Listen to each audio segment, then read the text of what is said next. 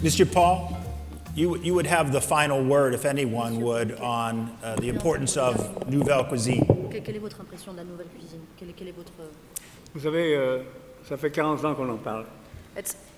Donc, combien de temps? 40 ans. It's been 40 years since we spoke about it. Donc, ce qui est nouveau aujourd'hui est vieux demain.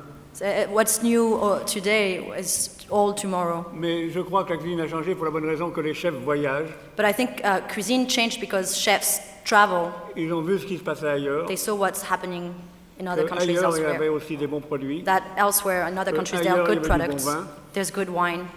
Et ça, c'est très important. C'est pour ça que je dis toujours, en France, soyez prudents. And that's I think it's really important. That's why I always says be cautious in France. Il y a d'autres cuisines et d'autres pays qui font un bon travail. Because there are other countries who do a good job and cook good cuisine. Mais je pense que la cuisine française est en bonne santé. But I think French cuisine is in good shape. C'est une cuisine de longue tradition. It's a cuisine of long tradition. Avec un passé extraordinaire. With a wonderful past, Et extraordinary. je crois qu'elle lui souhaite une longue vie. And I wish it a long and healthy life. Merci, messieurs les étudiants et mesdames, mesdemoiselles. Thank you, ladies and gentlemen and young students. À vous de transmettre. Please transmit, share. So,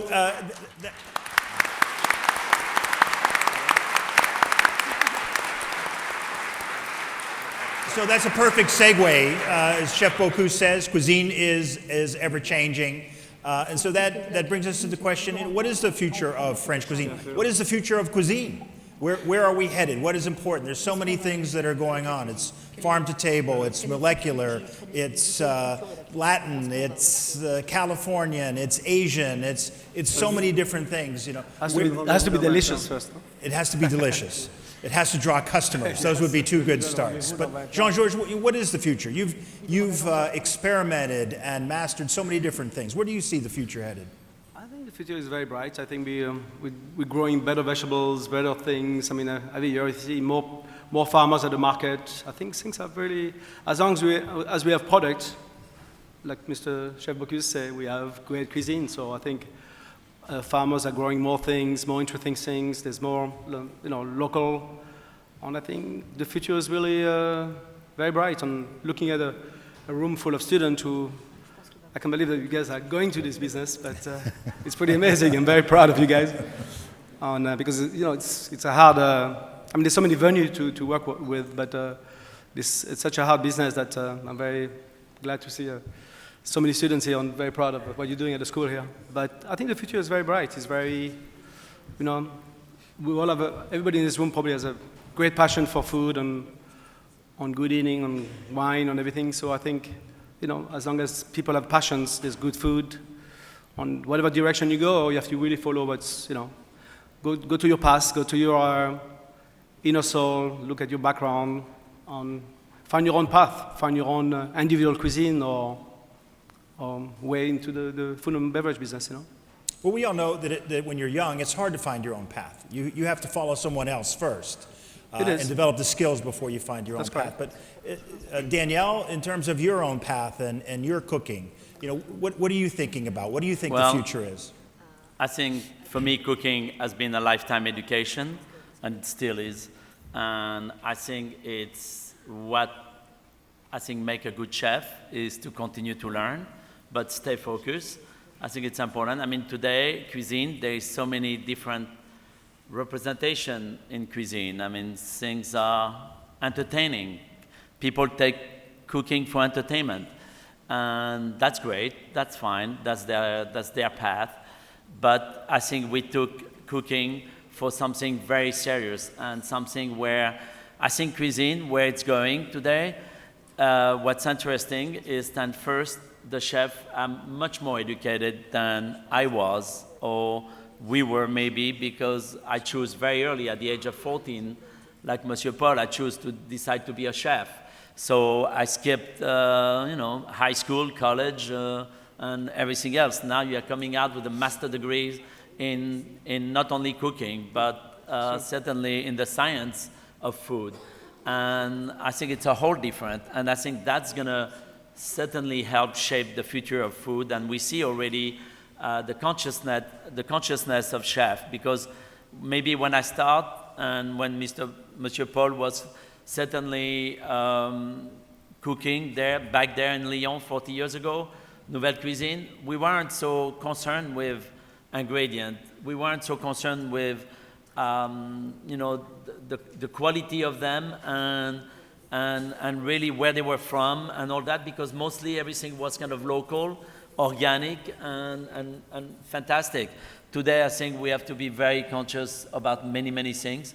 And I think the fact that chefs are well educated about it, I think will help only build a better future for food.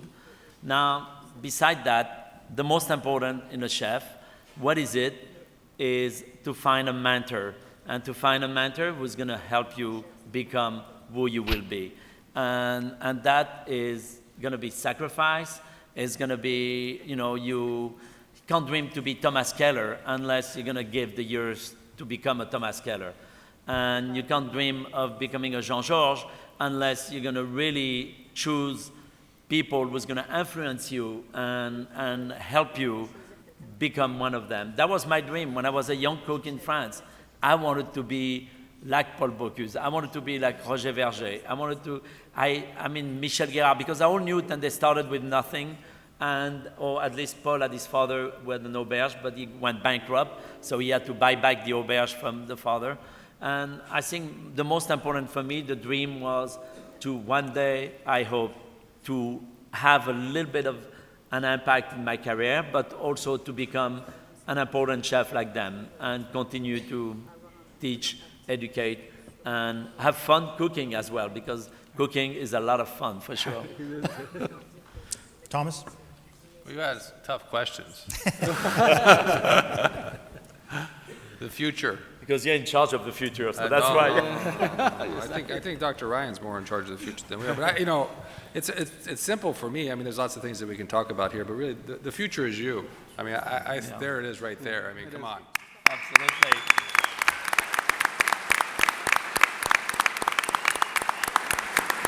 I think we can only, as when I was a young cook, Danielle spoke about this, Jerome speaks about this, Jean-Georges speaks about this. You'll speak about this in 30 years when you're sitting up here talking to students. You're going to be talking about those who inspired you, those who led the way, those who exemplified a lifestyle that you want to embrace, that you want to be part of. And I think that's an important thing. The great thing about cooking, I've always loved this idea that, I could have gone back in time, and worked with Paul Bocuse as a young commis, and as a cook, I would understand, how to work in 50 years ago, because I know the basics of cooking. I could probably, transport myself 50 years from now and still walk into a kitchen and feel comfortable and still know how to cook. I mean, this is a profession that has, a connection through generations, and those generations, lay the foundation for the next generation. And you have to be stronger than we are today, because we are stronger than the generation that helped us. And I think that's a really important thing. Danielle talked about mentorship, and it's something that, as we mature in our careers and in our lives, in our profession, we start to realize how important that is, and we remember back on those who really had an impact on our lives and our careers, and we're thankful for being so lucky to have so many wonderful people who've impacted us. And you think about what that is, as we sit here today, as I'm pretty modest, but we're sitting up here, I guess, because we're pretty good chefs. But it really is interesting, because the important things that I think about today are hiring somebody, making sure that I'm hiring the right person. It's such an important process that we face today, is making sure that individual, that young cook that's coming in, or even that young dining room server, or anybody who's coming to a restaurant, is the right person for the job. They feel good about it. We feel good about it. And then the training process, because training goes on forever, but the training process, making sure that we give the appropriate amount of time, the appropriate amount of effort to make sure that person is trained correctly. It's 2 weeks, 3 weeks, 3 months, 4 months, whatever it takes. We have to be committed to that, because number one, we've brought you into our environment. We've committed to you by hiring you 100%. So we have to commit to training you. And then we have to mentor you. just as we were mentored. And what happens if you do those three things correctly? You become better than we are. And that's the fact. If you're not better than we are sitting here today, then we haven't done a very good job. And so we sit here today, we have 2 generations up here today, and Paul said it just earlier, how the next generation is better than the generation that he was in. And the next generation from us will be better than we are. And you already see that today in those young cooks those young chefs out there today. And it's just extraordinary to watch the progress and to realize the connection of all of these amazing men and women who've been part of our profession and have laid that foundation for each and every one of us to build upon. Jerome, what do you think the future holds? Yeah, I think for me the future starts today. And not long ago I was in a conference, and there are, you take the United States as a developed country, you have thousands, millions of people that are not eating and are starving today in our own country. And they show at the conference, they went and took garbage from restaurants and hotels and showed that basically from those garbage, you can make decent meal. So when we see what we're wasting today in restaurants, in hotels, and people are still starving, I think this is, to me, it starts right there with chefs, young chefs, to be educated about West and to be really careful. I think that's really a first step. Monsieur Paul, what do you think about the future of cuisine?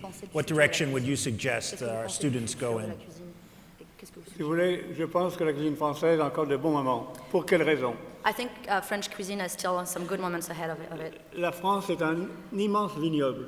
France is a huge vineyard. La Champagne, la Bourgogne, le Bordeaux. Champagne, Burgundy, Bordeaux. C'est un immense verger. It's a huge vineyard. Et aussi, et ça c'est important. It's very important. Et en plus, on a un aquarium formidable. La mer du Nord, We have different oceans. We have the North, l'océan Atlantique we have the Atlantic et la Ocean, mer Méditerranée. and we have the Mediterranean. Aucun autre pays peut proposer ça. No other country can afford that. Nous avons les meilleurs produits du monde. We have the best C'est products in pour the ça world, peut-être qu'il faut faire de la très bonne cuisine. and that's why we need to make some really good cuisine. Ils ont tout dans les mains. That you have everything in your hands. Bien sûr, quand j'ai commencé en 1942, il n'y avait qu'un saumon. Of course, when I started in C'était un 1942, there was only saumon one sauvage. salmon, and it was a wild salmon. Et on avait droit au saumon que 2 mois dans l'année. And we only were allowed to Aujourd'hui, the les 2 months saumons in ils a arrivent de year. partout. Now they're arriving from everywhere, Et donc, il faut vivre avec son temps. and so you must live with your time. Mais enfin, je crois qu'ils ont encore de bons moments devant eux, et c'est eux qu'on compte sur eux. But you still have amazing times ahead of you, and we count on you. Merci. Thank you.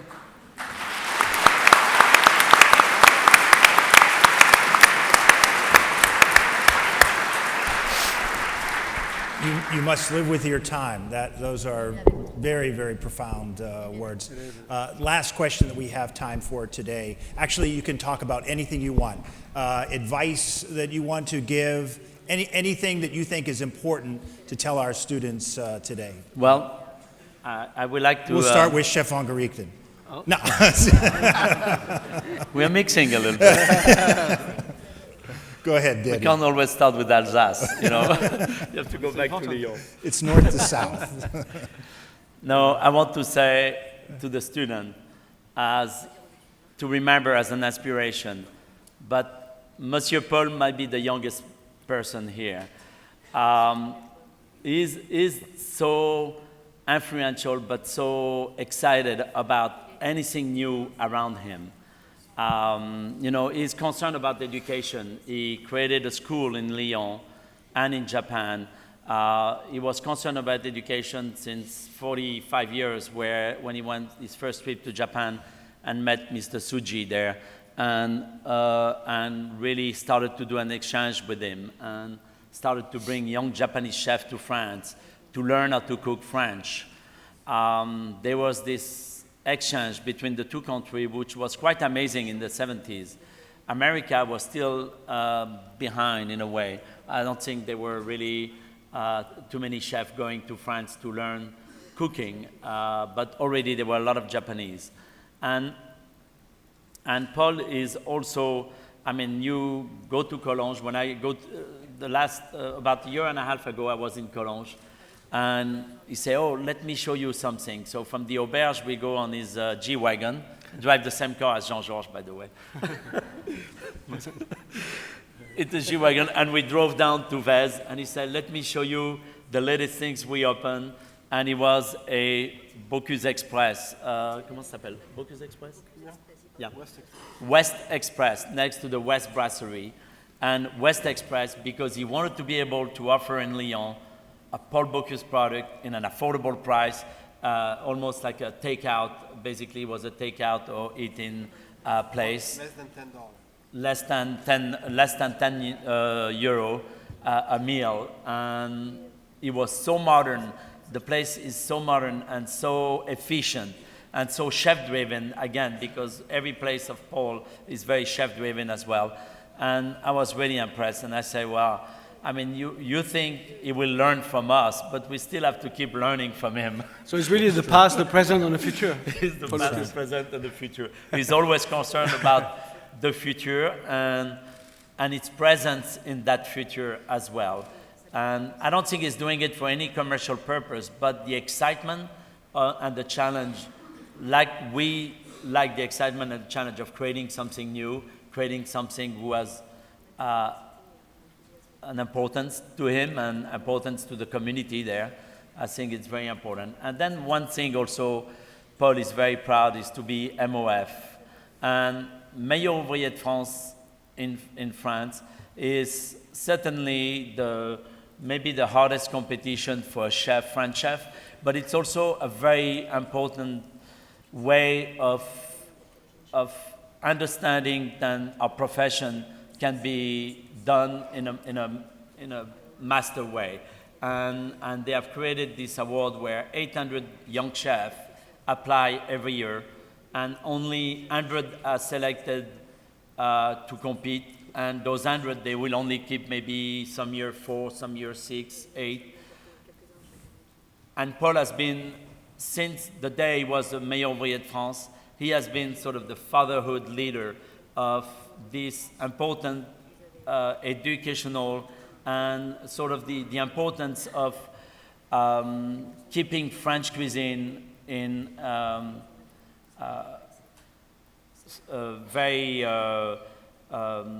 very structured, and also keeping French cuisine in perpetuity, because there is always a new generation. Every 4 years the competition comes, and every 4 years there is a new generation of Meilleur Ouvrier de France who look upon Paul and hope to have a career like this. We missed out, the two of us. We came to New York instead. Yeah, we missed out. I came to New York before I was 30 and in America, and I could not do it at the time. Today it's possible to do it, then I could not, and that's our biggest miss. You're going to go after it this year?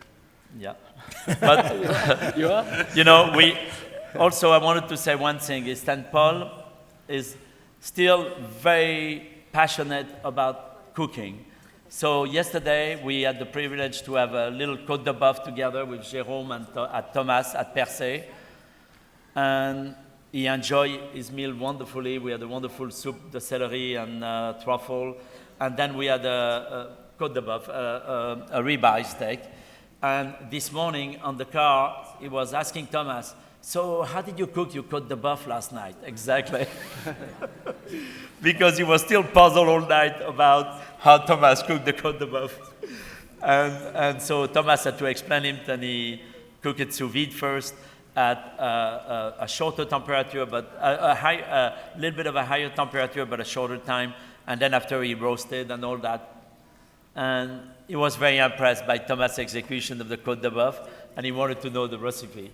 So Always learning. Always learning. exactly. Can you share it?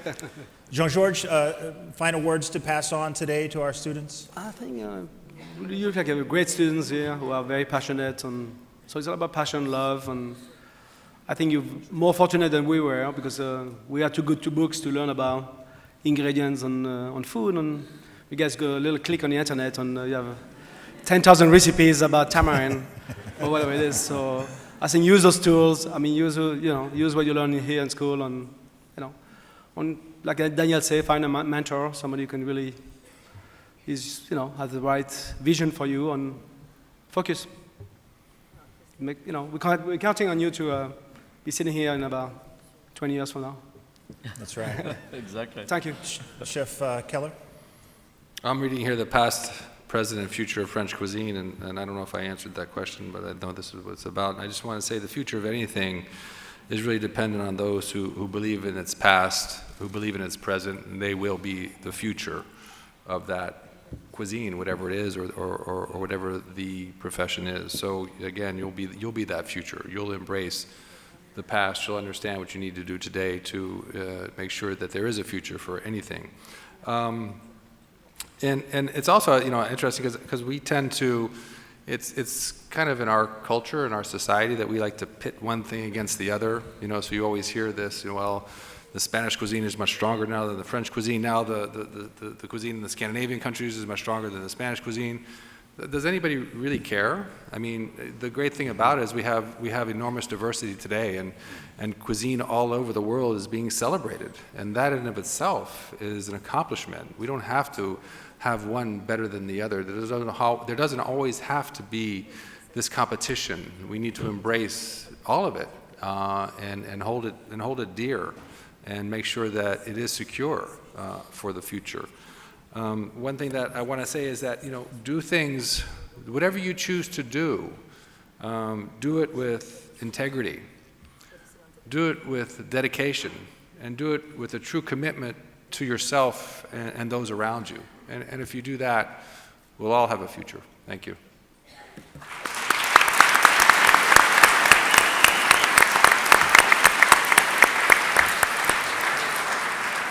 Jerome, final thoughts Yeah, today well, for our students? I'll just have one comment, and if you want to be successful, be a perfectionist. And if you don't know a perfectionist, you have one right here on my right. You can visit all his establishments, from his bouchon to his 3 stars. They're all to the perfection. And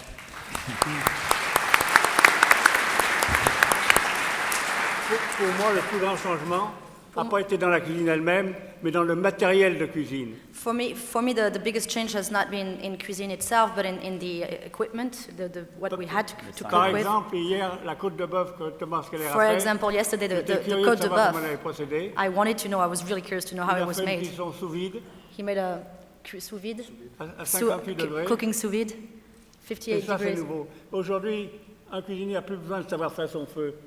Today, a cook doesn't need to make Avant, his il fallait fire. savoir faire le feu. Before, you needed to know how to make your Maintenant, on fire. tourne un bouton, Now you turn a button, au degré près, ça marche. and like to the degree, pretty En much plus, the degree. il ne fait pas plus chaud dans la cuisine. And it's not c'est hotter in the climatisé. kitchen. It's Donc, il y a there's un confort air formidable. conditioned. Et je crois, pour moi, c'est la plus grande chose qui existe. C'est la plus grande chose And that is avec le matériel. the equipment. That's the Le matériel most est beautiful devenu thing that Formidable. It's Il peut fantastic. cuisiner pour vous tout seul. you can cook for yourself. Ça, c'est important. That's important. Allez, bonne chance. Good luck.